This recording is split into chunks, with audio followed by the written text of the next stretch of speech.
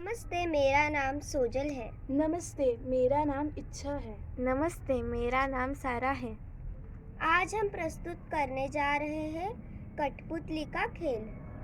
कहानी का नाम है रानी और किसान की पत्नी। चलिए शुरू करते हैं।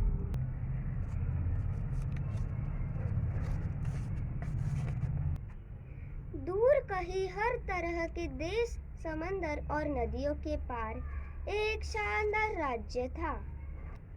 वहाँ एक किसान अपनी छोटी सी झोपड़ी में अपनी बड़बोली पत्नी के साथ रहता था। किसान की पत्नी बोली, आप किसी काम के नहीं, घटिया घर में रहते हैं हम। बेचारा किसान बोला, पर सुनो, मैं अपनी तरफ से पूरी कोशिश कर रहा हूँ।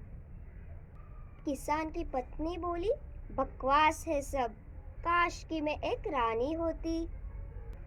राजा और रानी वहाँ से गुजर रहे थे और दोनों ने किसान की बात सुनी। रानी जी बोली, महाराज, उस किसान की पत्नी को ये समझ नहीं आ रहा कि उनकी गरीबी का कारण वही है। राजे, ये आप कैसे कह सकती है? महारानी जी बोले, क्योंकि महाराज, धन संभालने की जिम्मेदारी पत्नी की होती है। उन दोनों को साथ मिलकर अपनी आर्थिक स्थिति संभालनी चाहिए। महाराज बोले, मैं अपनी प्रजा की शांति चाहता हूँ। महारानी जी बोली, महाराज, आपकी इजाज़त हो तो मेरे पास एक तरकीब है। राजा ने किसान को महल में बुलाया। महाराज बोले, सुनो किसान, तुम्हारे लिए महारानी के पास एक सुझाव है। इनका मानना है कि अगर ये 3 महीने तुम्हारे घर पर रही तो ये घर को ढंग से चलाकर तुम्हारी गरीबी को मिटा सकती है। किसान बोला, लेकिन महाराज, मेरी झोपड़ी तो महारानी के लिए बहुत ही छोटी पड़ जाएगी। महारानी जी बोले, तुम इस बात की चिंता मत करो, मुझे वहाँ की आदत पड़ जाएगी। किसान बोला, तो ठीक है महाराज, आपकी आज्ञा सराखों पर। तभी महाराज बोले, और उस दौरान तुम्हारी पत्नी महल में रहकर एक रानी के सारे ऐशो आराम का मज़ा उठा सकती है। ये सुनकर किसान की पत्नी खुशी से झूम उठी। और फिर रानी झोपड़ी को देखती ही रही। महारानी जी बोले, कितनी गंदगी है यहाँ पर, सबसे पहले मुझे यहाँ की साफ सफाई करनी पड़ेगी। महारानी झाड़ू मारती है। किसान बोला, ये मेरा ही घर है, मुझे तो अपनी आंखों पर यकीन ही नहीं हो रहा। फिर महारानी जी बोले, भाई मेरी बात ज़रा ध्यान से सुनना।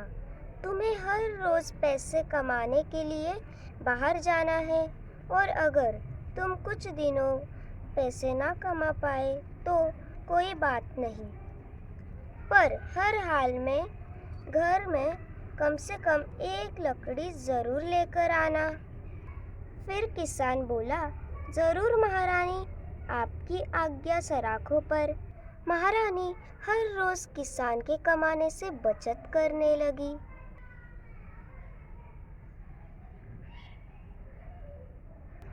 और घर के लिए नई नई चीज़ें खरीदने लगी। और उसी दौरान महल में महारानी के सारे जेवर और कपड़े सब ज़मीन पर बिखरे पड़े थे। महाराज किसान की पत्नी को देखकर बहुत ही चिंतित हो गए। महाराज महारानी का लौटने का इंतज़ार करने लगे।